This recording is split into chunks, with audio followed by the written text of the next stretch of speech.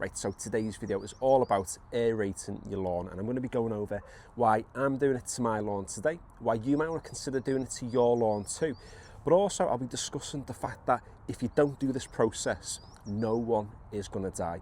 So let's start off then with the benefits. Why might you want to aerate your lawn in late Feb or early March? It's all about the soil and getting it to dry as quickly as possible. During the winter we get quite a lot of rain, and this year in particular we've had an absolute shed ton, and lawns up and down the country are completely saturated because that moisture hasn't been able to escape. If we think about your soil, it's only the moisture on the surface that's able to evaporate, and most of that moisture that's saturating the body of the soil can't really go anywhere too fast, and that's where aeration comes into play.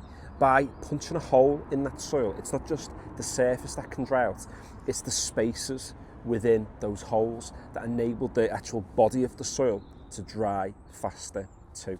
There are two different ways you can aerate your lawn. You can use solid tines or you can use hollow tines. Now they both do a fairly similar job. When you're solid tine, what you're doing is putting some jab of the holes into the soil. Now, if you use a garden fork, your holes will be a little bit bigger. Where hollow tining is slightly different is that rather than just putting jab of the holes into the soil, you're actually removing physical cores instead. Because with hollow tining, you're removing a physical core. What it'll mean is that that hole is going to collapse much more slowly over time, meaning that your lawn is going to aerate for much longer than if you actually solid tined. But if you've not got a hollow tine aerating, you literally just have a garden fork, then no one's going to die. Just get on with the garden fork. Either way, nature's going to dry the soil regardless. Just got to remember that this is just a tool to speed up that process.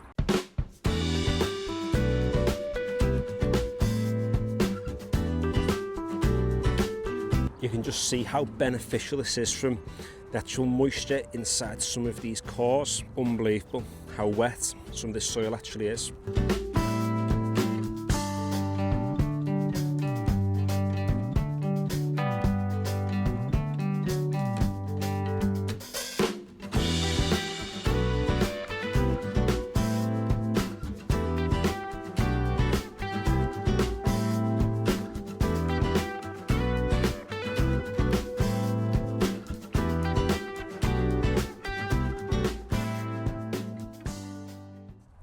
It can be tempting to rake these up straight away. However, because they are so wet, sometimes they can smear across your grass, making a bit of a mess. So the best thing to do is probably leave them for the next 2, 3, 4 hours if you can, if you've got a dry day.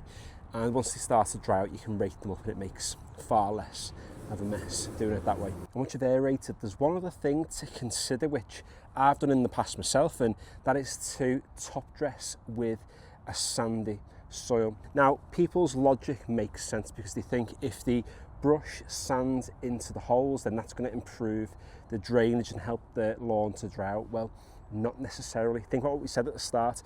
By punching the holes, air can get down into the hole, and that way it can help the soil to dry. If you fill that hole with sand, then the air can't get down into the hole, and if it can't get down into the hole, it can't help to dry the soil. So you almost undo all your hard work by filling the holes with sand. Don't get me wrong, there is sound logic behind putting sand down into them, but that process isn't about drying your lawn. If you remove these clay cores and replace them with a high percentage of sand, then if you do that process time and time again, you're slowly going to start to change the complexion of your soil, going from something that is very clay heavy to something in the middle, a bit of a mix, and that'll mean that in time your lawn will dry better because of the sand content in there.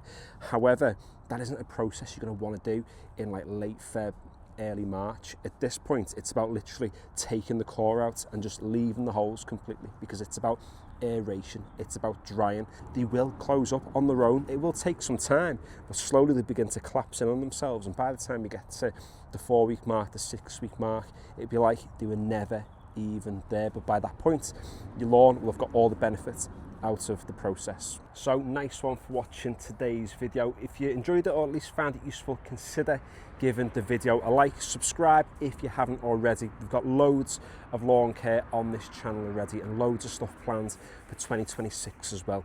No nonsense, just the basic stuff, getting yourself a Boss lawn for the cheapest price and in the easiest possible way. So that takes your fancy. Subscribe, and yeah, finally, Thanks for watching.